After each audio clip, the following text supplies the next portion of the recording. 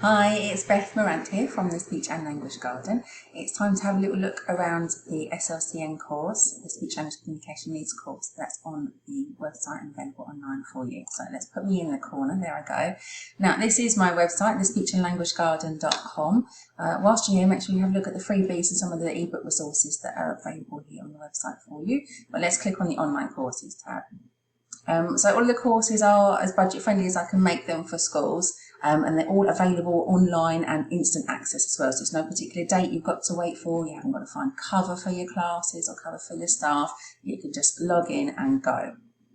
There's a few different courses available at the moment. At the time I've recorded this, but I've got a few more coming out soon. There's a Speech Sound Steps to Success, the SLCN comprehensive course that we're going to have a look at in a second. There's also supporting children with auditory memory difficulties and vocabulary and word finding difficulties, and those have got more demonstrations and activity ideas of interventions that you can do with students. But let's have a look at this one, the Speech Language Communication Needs Mega Course.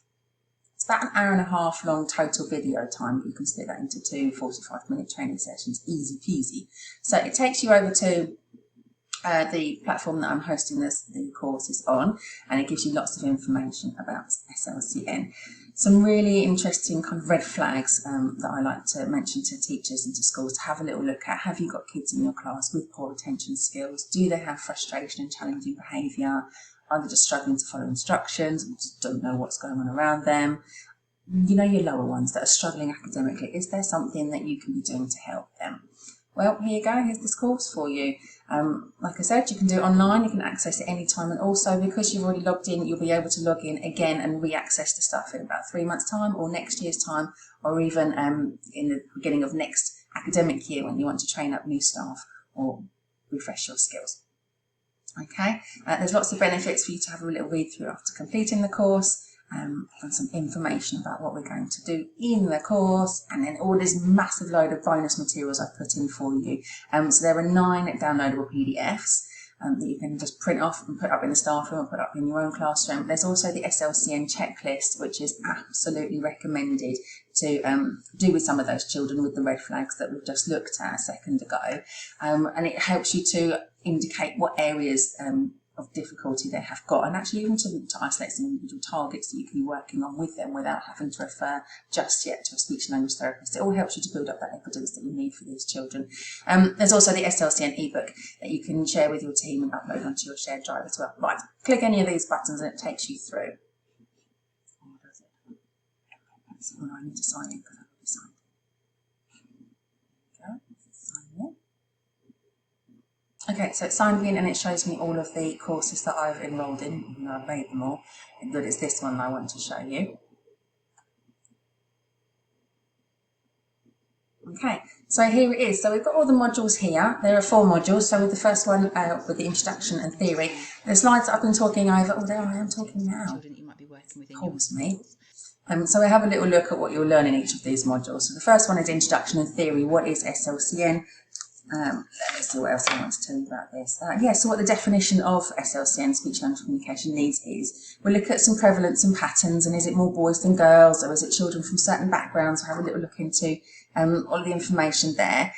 We have a look at some profiles and some cases, and then those barriers to learning that are some buzzwords for us in education. It's really important as well, I think, to have a look at the wider impacts of speech language communication needs and how children can be affected, even actually into adulthood, if their difficulties aren't supported and hopefully resolved when they're younger. And then let's also a little look at what I do, or what our speech and language therapists do, and how we can work alongside education professionals to support the children. Okay, Module 2 looks at the different areas of speech and language communication needs. Areas of SLCN. There we go. There's me again. Okay. Talking over some slides to you. It is quite slide heavy, this training course, as compared to some of the other training courses where I do some more demonstration, but this one is packed full of knowledge and information, and more than anything, some strategies for you to be using to to use every day in a classroom instead of just using for individual interventions with children. So it really helps to enhance that quality first teaching that we're looking for.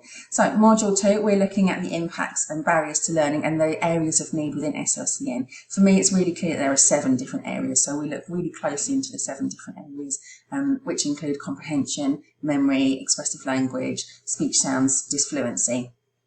And we look really closer at what those areas are and what the difficulties mean for the children in our settings.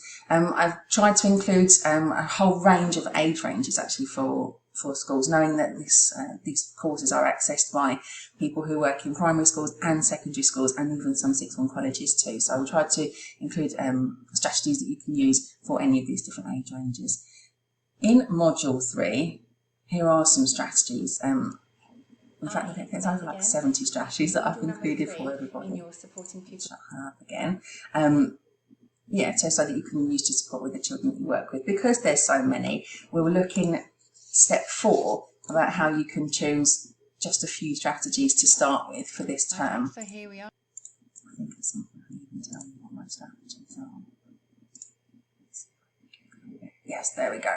So we have a look at what strategies that you are going to choose, what your top 5 strategies out of those 70 odd that I give you that you can focus on for the rest of the term. So it helps you to remember just a few of them just to get you started. And then there's also some bonus materials that I've included here. All of the 70 odd strategies that I keep talking about are included in in this course as individual principal pages for you. So there's strategies to support attention listening difficulties, for comprehension, for children who've got memory difficulties and auditory memory difficulties, strategies to support expressive language, speech sounds, play and social skills, students who stammer. And then this one here is actually my SLCN Charities PDF. This is my go-to sheet when I need to either direct a school to a particular charity for a particular condition that a child may have, or whether I'm looking to contact somebody for a little bit more advice and information on a particular condition. So this is actually almost like my Rolodex of charities that I have. And for anyone who's really keen and really interested, even if you're doing some of your own further studies, I've included quite a few resources here for you as well, so that you can look at in your own time.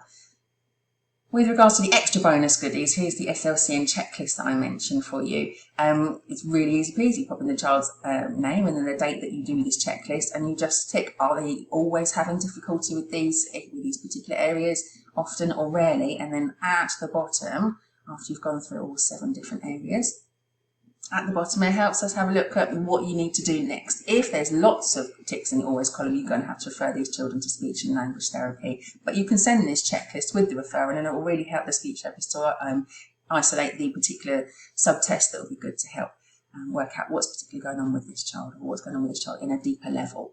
There's about 40 different assessments that we can use, so it really helps us to identify which one will help for those children. If the majority of difficulties are in the often column for the student that you've done this checklist on, then there are some interventions that you can do in school, either TA-based, one-to-one or small group interventions, or using some of the strategies in this course to help with your quality teaching. There's also a bunch of resources on that website that I showed you at the beginning, the speechandlanguagegarden.com. And then you can also use this checklist again next term to see if any of these difficulties have improved. So it's kind of a monitoring tool, an informal monitoring tool for you. Some of the other issues, does the child have a pre-existing condition? And you might need to include that in terms of the evidence that you're gathering for the child.